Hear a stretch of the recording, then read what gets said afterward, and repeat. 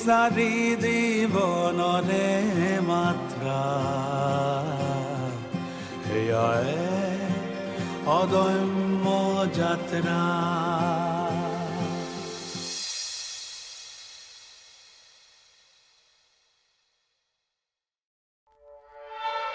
অনুক এডমিশ্যনৰ বাবে পইচা দিব নোৱাৰো বুলি কৈ বেয়াহে লাগিছে।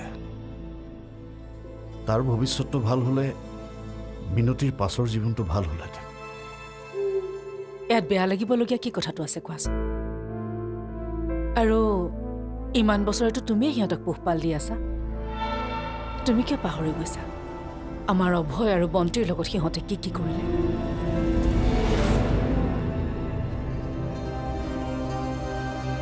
অভয়ৰ লগত কি হৈছিল মই জানো, কিন্তু জানিও নজনাৰ ভাও ধৰিছোঁ। কিমান আৰু সেই একেবোৰ কথাৰ পাছতে লাগি থাকিম, একো সলনি নহয়। কিন্তু বন্দিৰ লগত দুবৰীয়া আৰু অনু দুয়োটাই অন্যায় কৰিলে। দুবৰীয়া কথাবোৰ আগতেই খোলাখুলিকৈ ক'ব পাৰিলেহেঁতেন।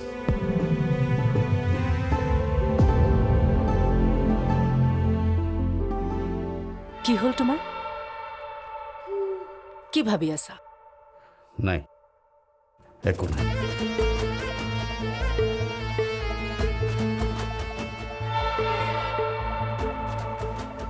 গোলা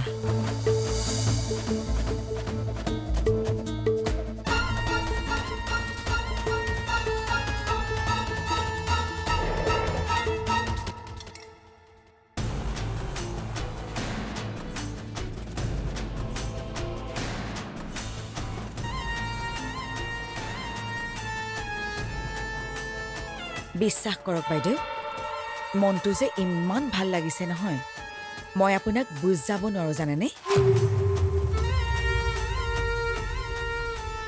মোৰো বুকুখন হাত পৰি গৈছে জানা।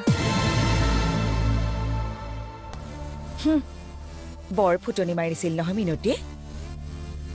পুতেক ইঞ্জিনিয়াৰ, জোৱায়েক একেবাৰে প্ৰফেচাৰ, এতিয়া কিহক লৈ ফুটনি মাৰে চাওঁচোন। শৰাইত জানো আমি জোৱাইক এটা দি থৈ দিয়া নাই? কিমান দিন ৰাখিব বন্তি কৰি?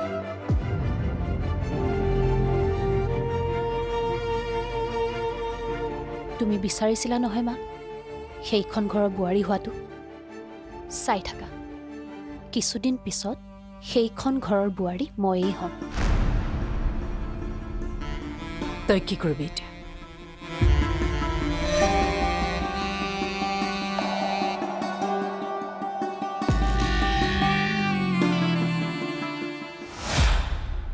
যি হ'ল হ'ল আৰু, তই মন বেয়া কৰি নাথাকিবি, অহাবাৰ আকৌ দিবি।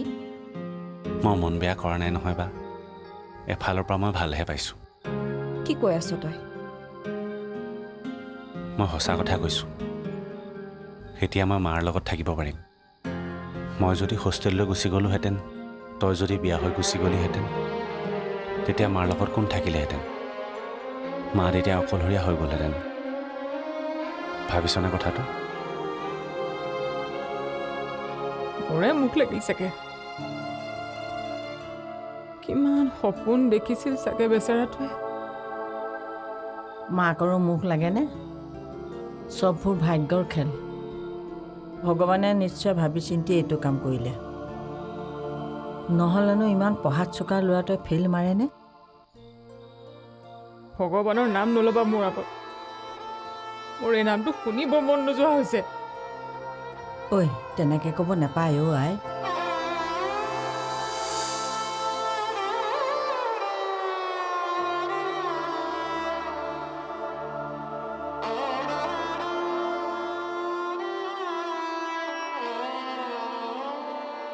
ইঞ্জিনিয়াৰিঙত লাগে 4 বছৰ আৰু গ্ৰেজুৱেশ্যন কৰিবলৈ লাগে 3 বছৰ। গতিকে মই এবছৰ আগতে ওলাব পাৰিম আৰু চাকৰি এটা যোগাৰ কৰি ল'ব পাৰিম। ইঞ্জিনিয়াৰিঙৰ ভেলু আৰু গ্ৰেজুৱেশ্যনৰ ভেলু একেই নেকি তোৰ কাৰণে? ভেলু একেই নহ'ব পাৰে, কিন্তু সাধাৰণ BSc কৰিও এটা চাকৰি ল'ব পাৰিম। ইঞ্জিনিয়াৰিং কৰিলেতো মই GT চাকৰিত এপ্লাইও কৰিব নোৱাৰিম। BSc কৰি সৰুকৈ হ'লেও মই চাকৰি এটা ল'ব পাৰিম। তই হাঁহি আছ অনু? দুখ লগা নাই? ইয়াত দুখ কৰিবলৈ কি আছে? যি হৈছে ভালেই হৈছে।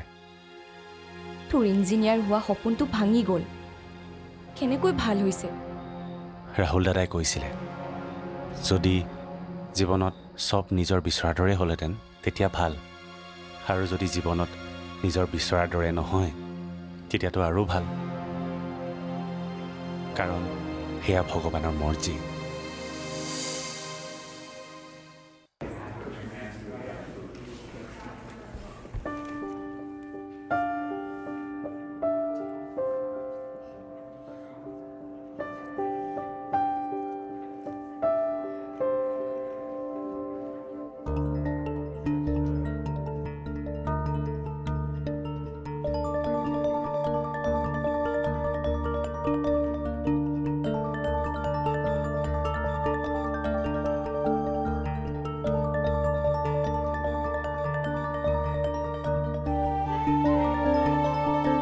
নুঠিবই নেকি আজি?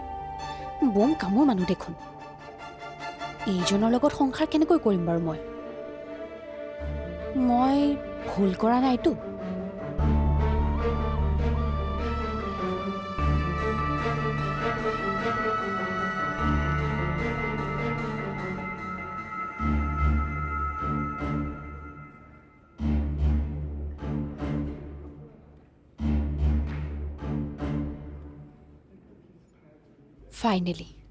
ফাইনেলি ওলাল কেঁচু গাঁতৰ পৰা।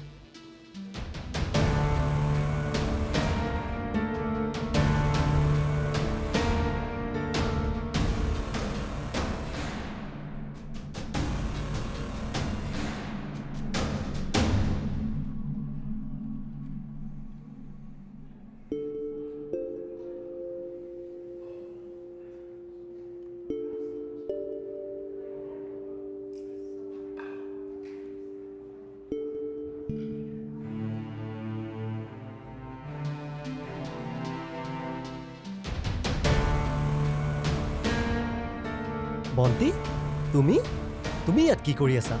আৰে অমিত, মানে অমিত দা, আপুনি ইয়াত? মই প্ৰায়ে ইয়াত কিতাপ পঢ়িবলৈ আহোঁ। আচৰিত কিন্তু মইহে হৈছোঁ অলপ তোমাক ইয়াত দেখি। কিয়? মই কিতাপ পঢ়িব নোৱাৰোঁ নেকি? নহয় মানে তোমাক দেখাত যেন কিতাপ পঢ়ি ভাল পোৱা ছোৱালী নিচিনা নালাগে। ঠিকেই ধৰিছে আপুনি। যদি আপোনাৰ হাতত থকা সেই মোটা মোটা কিতাপকেইখনক আপুনি প্ৰকৃত কিতাপ বুলি কয়, তেন্তে মই কিতাপ প্ৰেমী নহয়। মই এইবিলাক ভাল পাওঁ। ৱাও, তুমি উপন্যাস পঢ়ি ভাল পোৱা মানে? বহুত বেছি। তোমাৰ যদি বেছি দেৰি হোৱা নাই, ওচৰতে নতুন ৰেষ্টুৰেণ্ট এখন খুলিছে, তাত বোলে বৰ ধুনীয়া কফি পায়। ব'লা একাপ কফি খাই তোমাৰ প্ৰিয় উপন্যাসৰ ওপৰত আমি আলোচনা কৰিম।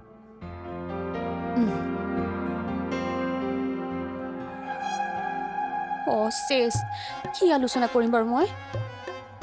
কি হ'ব এতিয়া?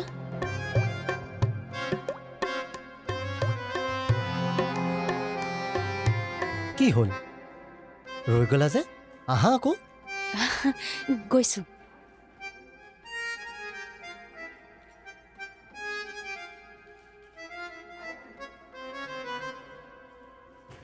ক'ত ফচিলোঁ মই?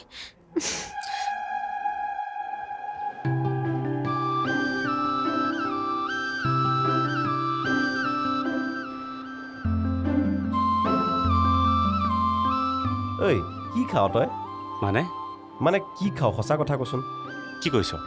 মানে চা, ক্লাছ আৰম্ভ হোৱা 2 মাহ হোৱাই নাই, তোৰ চব কনচেপ্ট ক্লিয়াৰ ছাৰে যি সোধে একদম টপককৈ কৈ দিয় মিনতি খুৰে কিবা এটা তোক খুৱাইছে তোক তোৰো যে কথা নহয় ঐ ৰচোন তই যে সদায় সদায় চাইকেলেৰে অহা যোৱা কৰ তইতো বাছেৰে অহা যোৱা কৰিব পাৰ 5 টকা 5 টকা 10 টকাহে ইমান কষ্ট কিয় কৰ নি নহয় অ' ৰাস্তাত টিউশ্যন কৰা ঘৰ দুটামান পাইছোঁ কষ্ট নহয় সেয়া ষ্ট্ৰেটেজি হয় মোৰ ষ্ট্ৰেটেজি অঁ ষ্ট্ৰেটেজি চা কলেজৰ পৰা ওলায়ে ঘৰলৈ প্ৰায় 1.5 ঘণ্টামান সময় লাগে মাজতে টিউশ্যন কৰা ঘৰ দুটা পৰে তাতে সোমাই ৰেষ্ট লোৱাও হৈ যায় আৰু পেট পূজাও হৈ যায় খুব ধুনীয়া চাহ দিয়ে চাহ তাৰমানে দিনটো তোৰ পেটত ভাত নপৰে নেকি ৰাতিপুৱা 5টা মানতেতো টিউশ্যনৰ নামত ওলাই আহ কিয় নপৰিব পেটত ভাত ৰাতিকৈ খাওঁ নহয় দিনত টিউশ্যন কৰা ঘৰবিলাকে ইমানকৈ মোক কিবা কিবি খুৱাই দিয়ে যে পেটত ভাত খাবলৈ জেগাই নাথাকে এইকেইদিনতে কিমান শকত হৈছোঁ দেখা নাই চাহ চাৰ্টটো টান হৈ গৈছে অন্তত মোকতো সঁচা ক'বলৈ শিকি ল'ম দে আৰু মোৰ পৰা শিকি ল'বি তই শিকি ল'ম ঐ সেইটো অভয় কোনোবাই মাৰি আছে আহ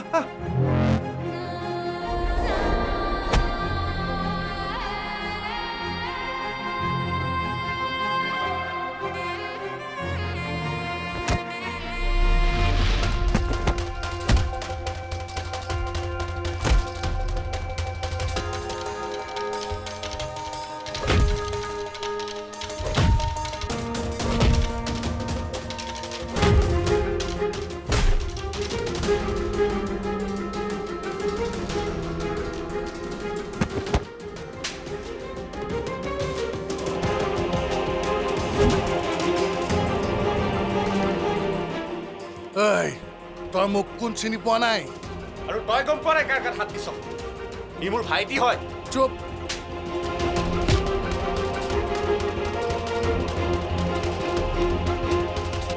আজিৰ পৰা যদি তোক মই ইয়াৰ ওচৰে পাজৰে দেখোঁ তোক কি অৱস্থা কৰিম তই নিজেও গম নাপাবি পলা ইয়াৰ পৰা পলা ইয়াৰ পৰা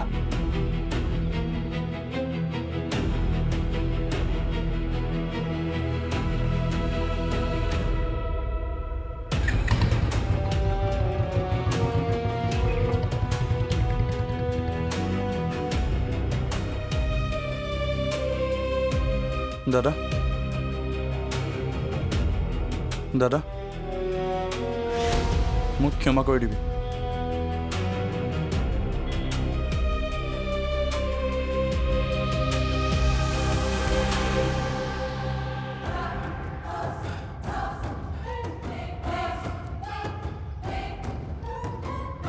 গুণ্ডাগিৰি কৰিবলৈ আহিছোঁ হা গুণ্ডাগিৰি কৰিবলৈ আহিছোঁ কলেজত পঢ়িবলৈ যাওঁ নাই গুণ্ডাগিৰি কৰিবলৈ যাওঁ আমি একো কৰা নাই বৰদেউতা যদি একো কৰাই নাই তেতিয়াহ'লে মোক কাইলৈ প্ৰিন্সিপালে মাতি পঠিয়াইছে কিয়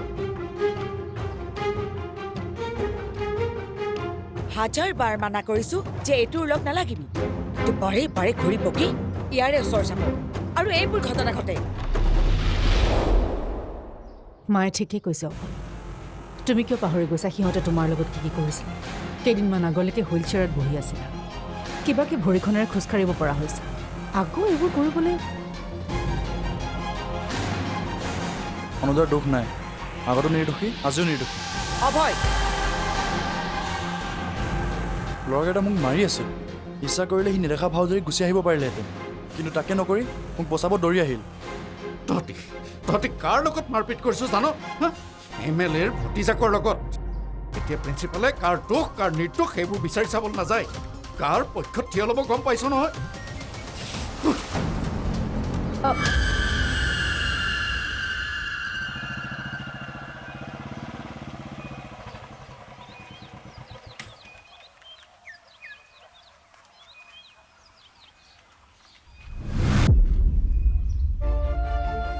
কি হ'ল যাবলৈ দিবলৈ মনে যোৱা নাই জানা সঁচা কথা ক'বলৈ গ'লে মোৰো মন যোৱা নাই কিন্তু যাবতো লাগিবই আন্ধাৰো হওঁ হওঁ হৈছে আন্ধাৰ হওঁ হওঁ হৈছে হোৱাটো নাই ব'ল আৰু এপাক ফুৰি আহোঁ বয়ফ্ৰেণ্ড টাইপ বিহেভ কৰি আছে যে চাবা কিন্তু দুবৰীয়ে গম পালে দিব আমাক অহ চৰি বা এতিয়াৰ পৰা ইমান ভয় হয় নহয় ভালেই হ'ল কথাটো মনত পেলাই দিলা মই পাহৰি গৈছিলোঁ নহয় তুমি নহয় তাইহে মোৰ হ'বলগীয়া পত্নী